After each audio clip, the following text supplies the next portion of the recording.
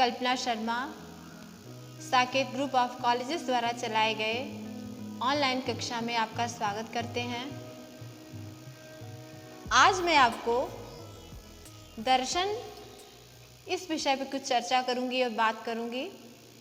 उसके पहले आप हमारे इस चैनल को लाइक और सब्सक्राइब ज़रूर करें ताकि हमारी ज्ञानवर्धक बातें आप तक पहुंचती रहें। तो आज हम चर्चा करेंगे दर्शन की। दर्शन, तो दर्शन को पढ़ाने से पहले हम दर्शन शब्द का अर्थ क्या है इस पर अब थोड़ा सा विचार कर लें कि दर्शन है क्या। दर्शन शब्द संस्कृत के दृश्य धातु से मिलकर बना है। इसके शाब्दिक अर्थ को देखें तो यह दृश्य धातु से मिलकर बना है, जिसका अर्थ होता है देखना या साक्षात्कार करना। तो दर्शन का अर्थ हुआ, दर्शन उस विद्या को कहते हैं जिसमें तत्वों का साक्षात्कार किया जा सके, या वह विद्या जो सत्य की खोज कर सके, जो सत्य की खोज कर रही है, उस विद्या का नाम दर्शन है। और भारतीय चिंतन परंपरा में दर्शन का अर्थ होता है दृष्टि, जिसे साधारण अर्थों में कह सकते हैं देखना। दृष्टि का अर्थ होता है, वही मैंने बताया, देखना। किंतु भारतीय दर्शन के परिप्रेक्ष्य में इसका अर्थ हो जाता है तत्व ज्ञान। हमारे मन में विचार आता है कि सृष्टि कहाँ से बनी, किसने बनाया, यह मानव शरीर का निर्माण कैसे हुआ, इसका विनाश कैसे होगा, फिर अंततः मनुष्य का क्या होगा। तो इसी की खोज करने का नाम ही दर्शन है। उस अदृश्य वस्तु की खोज जो हमारे इन आँखों से दिखाई नहीं पड़ रही। यह जो दर्शन शब्द है ग्रीक भाषा के फिलॉसफी शब्द से मिलकर बना है। फिलॉस और सोफिया, इन दो शब्दों से मिलकर के दर्शन की उत्पत्ति हुई है। फिलॉस जिसका अर्थ होता है ज्ञान, अनुराग, प्रेम के प्रति, प्रेम या अनुराग। फिलॉस का अर्थ होता है प्रेम या अनुराग, और सोफिया का अर्थ होता है ज्ञान। तो इसका अर्थ हुआ कि विवेक के प्रति बौद्धिक प्रेम एक ऐसा ज्ञान, एक ऐसे तत्व का ज्ञान, ज्ञान के प्रति अनुराग जो हमें इस जीवन के परम लक्ष्य को प्राप्त करा सके। अब हम थोड़ा सा भारतीय दर्शनों के स्वरूप पे विचार करते हैं कि भारतीय दर्शन का स्वरूप कैसा है। इसके पहले मैं ये बता दूं कि दर्शन, भारतीय दर्शन के विषय में हम आज चर्चा करेंगे। तो दर्शन हम जो है ईश्वरवादी और अनिश्वरवादी के रूप में दो भागों में बांटा है। ईश्वरवादी दर्शन है ईश्वर की सत्ता को मानने वाला, समझ रहे हैं, उसमें न्याय, वैशेषिक, योग, वेदांत आ जाता है। अनिश्वरवादी में चार्वाक, जैन, बौद्ध, सांख्य और मीमांसा ये आते हैं। भारतीय दर्शनों में हम अगर बांटे तो दो भाग होते हैं, आस्तिक दर्शन और नास्तिक दर्शन। आस्तिक दर्शन और नास्तिक दर्शन। आस्तिक दर्शन कौन है? जो वेदों की प्रामाणिकता में विश्वास करते हैं, जो ये मानते हैं कि वेद हैं। ईश्वरवादी दर्शन इसको कह सकते हैं जो वेदों की प्रामाणिकता को मानता है। तो उसमें कौन कौन से आ जाते हैं आपके?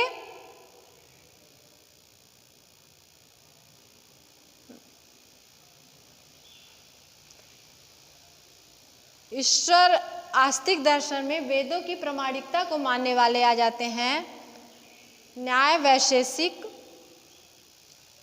हाँ, वेदों की प्रामाणिकता को जो मानते हैं वो उसमें आ जाते हैं न्याय, वैशेषिक, सांख्य, योग, मीमांसा, ये सब आ जाते हैं। और नास्तिक दर्शन जो वेदों को नहीं मानते, जो ये कहते हैं कि वेद कुछ नहीं है, वेद जिसने लिख दिया उस समय के परिवेश को ध्यान में रखते हुए वेद लिखे गए हैं या किसी ईश्वर के द्वारा नहीं बनाया गया, ऐसा नहीं मानते हैं, वो नास्तिक दर्शन में आ जाते हैं, जैसे चारवाक, जैन, बौद्ध, ठीक, ये सब आ जाते हैं। तो फिर से मैं बता दूं बच्चों कि ईश्वरवादी दर्शन और अनिश्वरवादी, ईश्वरवादी आस्तिक दर्शन, अनिश्वरवादी नास्तिक दर्शन। ईश्वरवादी जो ईश्वर की सत्ता में मानते हैं, जो वेदों की प्रामाणिकता में विश्वास करते हैं, और नास्तिक अनिश्वरवादी जो वेदों को नहीं मानते और जो ईश्वर की सत्ता में विश्वास नहीं करते हैं, वो चारवाक, जैन, बौद्ध, सांख्य, मीमांसा ये सब आ जाते हैं। अब हम भारतीय दर्शन के स्वरूप पर विचार करें, जिस पर हमारी चर्चा चल रही थी। तो भारतीय दर्शन का स्वरूप क्या है, भारतीय दर्शन किस पर महत्व देता है? तो भारतीय दर्शन सबसे पहले साक्षात्कार पे महत्व देता है। ईश्वर साक्षात्कार, तत्वों का साक्षात्कार, तत्व जिससे शरीर का निर्माण हुआ, और मानव जीवन के समस्त दुखों की आत्यंतिक निवृत्ति, इसको मानता है। यह हमारा भारतीय दर्शन। सांख्य कारिका कहती है दुख त्रयाभिघाता जिज्ञासा तत्पदात्, तीनों प्रकार के दुखों की, आधिदैविक, आधिभौतिक और आध्यात्मिक, इन तीनों प्रकार के दुखों की निवृत्ति के लिए दार्शनिक जिज्ञासा होनी चाहिए। यह भारतीय दर्शनों का स्वरूप है। भारतीय दर्शन धर्म से जुड़ा है। दूसरा हम ये कहते हैं कि भारतीय दर्शन जो है वह धर्म से जुड़ा है, हमारी आस्था से जुड़ा है, और यह जो है अज्ञात से ज्ञात की ओर लेके चलता है।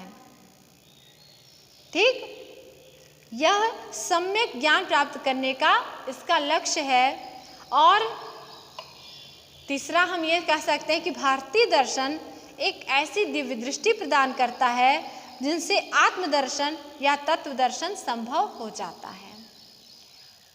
तो ये तो हो गया भारतीय दर्शनों का स्वरूप। अब हम कुछ प्रमुख दर्शनों के विषय में संक्षिप्त चर्चा करेंगे। जैसे 6 दर्शनों में मीमांसा दर्शन। मीमांसा दर्शन के प्रवर्तक कौन है बच्चों? इसके प्रवर्तक महर्षि जैमिनी हैं, और ये मानता है कि वेद हैं, वेदों की सत्ता है। मीमांसा दर्शन वेदों की सत्ता को मानता है और सब कुछ कहता है कि वेद, पाणिनि जी कहते हैं कि जो मीमांसा का अर्थ ही होता है जिज्ञासा करना या जानने की लालसा करना। यह मीमांसा दर्शन पूर्व मीमांसा और उत्तर मीमांसा इन 2 भागों में बटा है। ठीक, पूर्व मीमांसा के जो प्रवर्तक हैं वह जैमिनी हैं। यह जो दर्शन है कर्म कांडों पर विश्वास करता है, और जैसे वो बताता है कि किस प्रकार के यज्ञ होते हैं, और हर गृहस्थ को 5 प्रकार के यज्ञ करने चाहिए, और उन यज्ञों का और उन विधि विधानों का जो वेदों में बताए गए हैं उसका पालन करने वाला स्वयं मोक्ष का अधिकारी होता है। यह मानते हैं महर्षि जैमिनी। और ये मानते हैं कि 4 साधन हैं, प्रत्यक्ष, अनुमान, उपमान, शब्द, अर्थापत्ति और अनुपलब्धि। इन चारों प्रमाणों से ईश्वर साक्षात्कार किया जा सकता है। और फल के वितरण के लिए अपूर्व के सिद्धांत को मानता है कि जो जैसा कर्म करता है उसको वैसा ही फल मिलता है।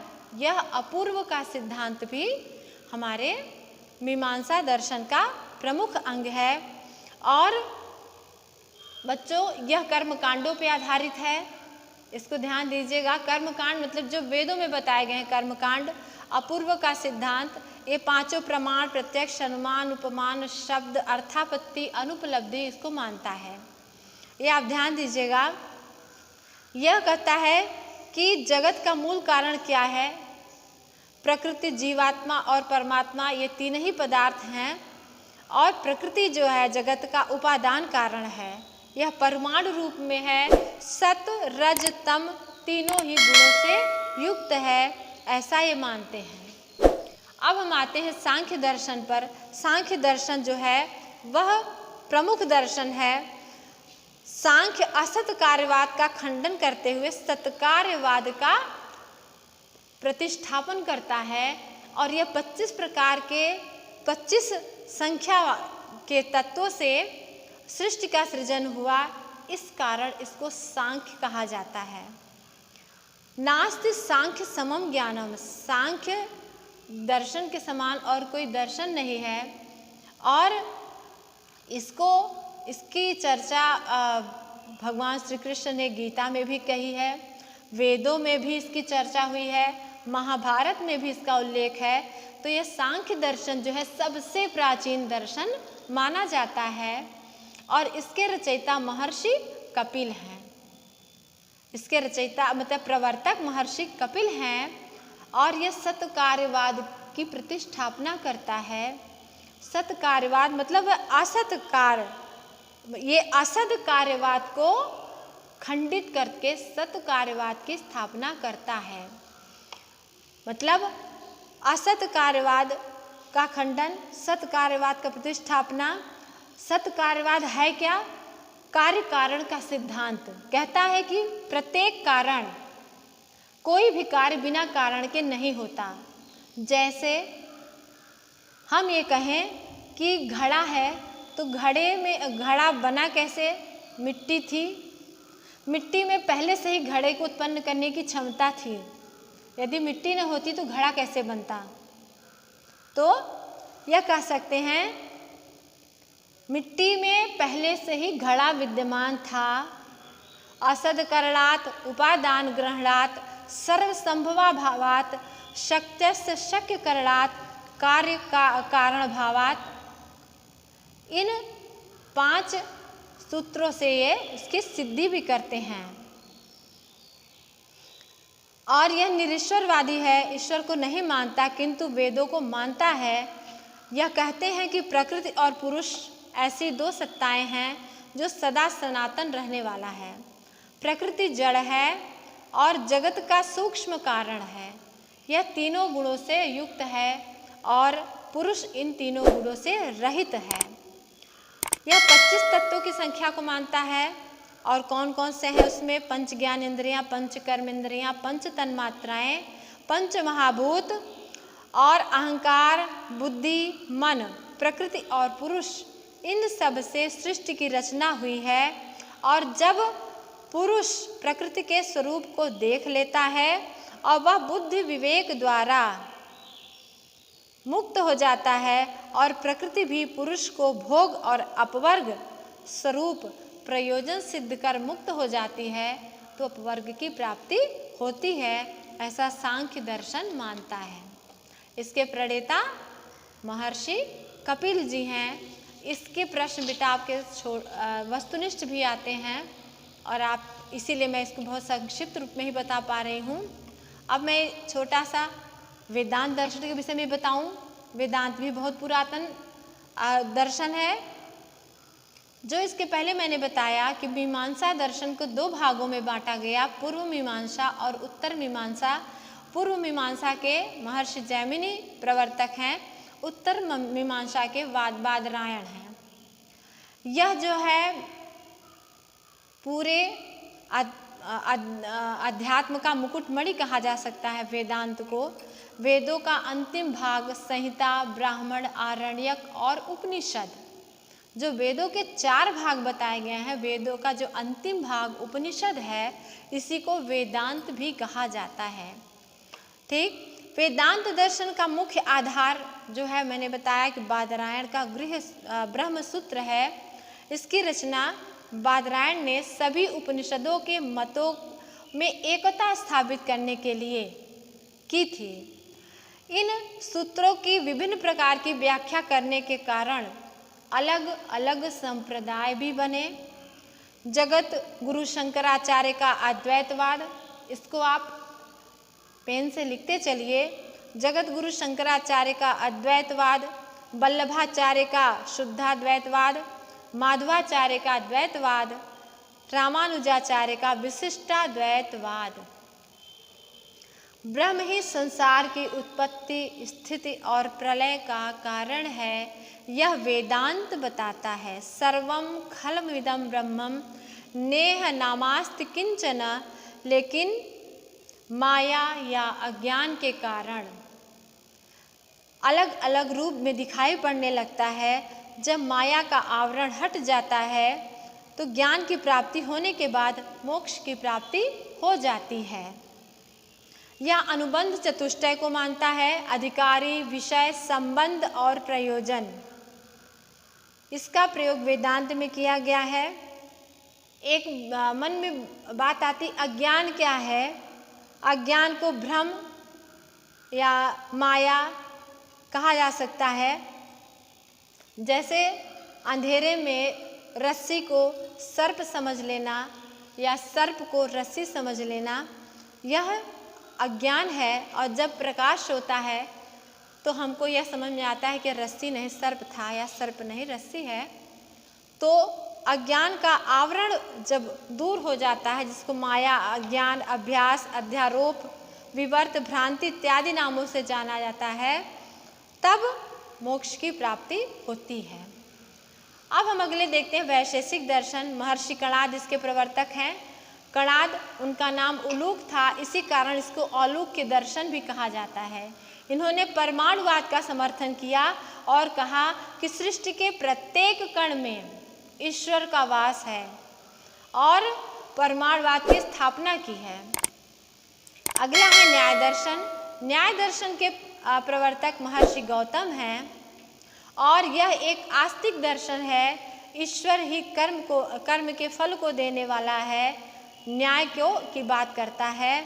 यथार्थ ज्ञान ही प्रमाण है और प्रमा है और अयथार्थ अप्रमा है। ये इसको न्याय दर्शन मानता है। योग दर्शन, योग शब्द युज धातु से बना है, जिसका अर्थ होता है समाधि। युज का अर्थ होता है जुड़ना, समाधि। इसके प्रवर्तक महर्षि पतंजलि हैं। योग दर्शन के प्रवर्तक महर्षि पतंजलि हैं।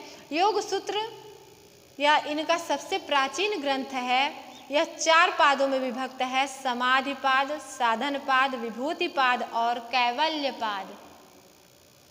योग दर्शन यह अष्टांग योग की बात करता है। अष्टांग योग चित्त को समाहित करने के लिए योग के 8 अंगों का अभ्यास आवश्यक है, इसी को अष्टांग योग कहते हैं। यम, नियम, आसन, प्राणायाम, प्रत्याहार, ध्यान, धारणा और समाधि, ये अष्टांग योग है। योग दर्शन और क्या करता है? योग दर्शन 5 नियम मानता है: शौच, संतोष, तप, स्वाध्याय, ईश्वर प्राणिधान। और यह 5 प्रकार के क्लेशों को मानता है। 5 प्रकार के क्लेश कौन से हैं? अविद्या, अस्मिता, राग, द्वेष और अभिनिवेश। ये योग दर्शन की प्रमुख बातें हैं बच्चों, जो मैं आपको बता रही हूँ कि इनसे वस्तुनिष्ठ प्रश्न आते हैं और बहुत संक्षिप्त में मैंने इसका विवरण भी दे दिया। योग दर्शन 5 चित्त भूमियाँ मानता है: क्षिप्त, मूढ़, विक्षिप्त, एकाग्र और निरुद्ध। अब हम चार्वाक दर्शन को आते हैं। इसका भी थोड़ा सा परिचय देखते हैं। इसे बृहस्पति मुनि ने लिखा है, जो देवताओं के गुरु भी कहे जाते हैं, ऋषि भी हैं। यह यावत जीवेत सुखम जीवेत ऋणम कृत्वा घृतम पिबेत, इसको मानता है। यह मानता है आत्मा, ईश्वर, स्वर्ग आदि कुछ नहीं होता। जब तक जियो और उस जीवन का आनंद लो, शरीर का आनंद लो।